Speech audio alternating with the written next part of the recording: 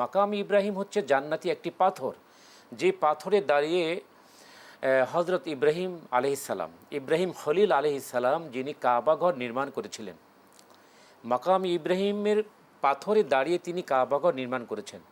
যখন ওনার দরকার হতো তিনি পাথরকে বলতেন যে উপরে যাও, পাথর অটোমেটিক উপরে যেত, মানে লিফটের কাজ করতো। লিফটের মতো করে। এইটা হচ্ছে আল্লাহর কুদরতি একটি লিফট।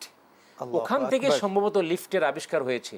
দুনিয়ার লিফট তো হচ্ছে, আধুনিক লিফট হচ্ছে গিয়ে বৈদ্যুতিক সাহায্যে চলে, বিদ্যুতের সাহায্যে চলে, কিন্তু এই মাকাম ইব্রাহিম যে লিফট, হযরত ইব্রাহিম আলাইহিস সালাম যে এই মাকাম ইব্রাহিম নামক পাথরে দাঁড়িয়ে কাবা নির্মাণ করেছিলেন, সেই পাথরটিকে তিনি বলতেন যে উপরে উঠো, উপরে উঠতো, নিচে নামো, নিচে নামতো, ডানে যাও, ডানে যেত, বামে যাও, বামে যেত।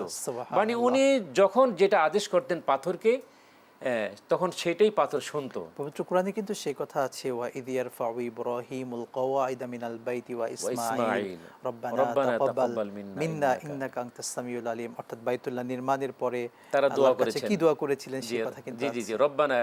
ও যখন নাকি তারা বাইতুল্লাহ নির্মাণ কাজ সম্পন্ন করলেন, তখন তারা আল্লাহ তাআলার কাছে দুইজনই, বাবা এবং ছেলে, হযরত ইব্রাহিম আলাইহিস সালাম, ওনার ছেলে ইসমাঈল আলাইহিস সালাম, দুইজন আল্লাহ নিবেদিত বান্দা, ওনারা দোয়া করেছেন রব্বানা তাকাব্বাল মিন্না, ও আল্লাহ আমরা যে কাজটি করেছি, যে নেক আমল করেছি, তোমার ঘর নির্মাণ করেছি, তুমি আমাদের পক্ষ থেকে এই আমলটুকু কবুল করে নাও। এই জন্য এইখান থেকে একটা শিক্ষা কিন্তু আমরা পাই যে আমরা যেই কোনো আমল করব, যেই কোনো কাজ করব, আমরা এই কাজটি কবুল হওয়ার জন্য আল্লাহ তাআলার কাছে আমরা দোয়া করব। এটা এই ইব্রাহিম আলাইহিস সালাম এই দোয়ার মাধ্যমে আমাদেরকে শিক্ষা দিয়েছেন, রব্বানা তাকাব্বাল মিন্না ইন্নাকা আনতাস সামিউল আলিম। তো মাকাম ইব্রাহিমের এই পিছনে 2 রাকাত নামাজ পড়া আমরা জানি ওয়াজিব। আল্লাহ তাআলা বলেছেন ওয়াত্তাখিযু মিন মাকামি ইব্রাহিম মুসাল্লা, যে ইব্রাহিমের যে পাথর, মাকাম ইব্রাহিম যে পাথরে দাঁড়িয়ে তিনি কাবা নির্মাণ করেছিলেন, তার পিছনে তোমরা 2 রাকাত নামাজ আদায় করো। এটা হলো তাওয়াফের নামাজ।